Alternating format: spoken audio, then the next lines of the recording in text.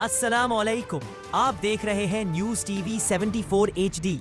खबर शामिल करते हैं कराची नजीब के खान। हेडलाइन, मुंतखब नुमाइंदे किसी भी सियासी जमात से हों, सिंध हुकूमत मुकम्मल ताउन जारी रखेगी। सैयद नासिर हुसैन शाह। तफसील, कराची।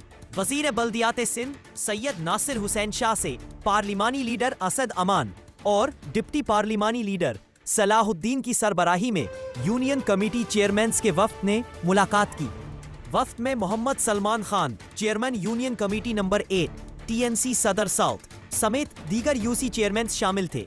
इस मौके पर सूबाई वजीर नासिर हुसैन शाह ने कहा कि कराची शहर के तमाम मसाइल को हंगामी बुनियादों पर हल किया जा रहा है। अवामी मफाद के तमाम मंसूबों को जल्द मुकम्मल करके शहर की रौनकों में मजीद इजाफा किया जाएगा।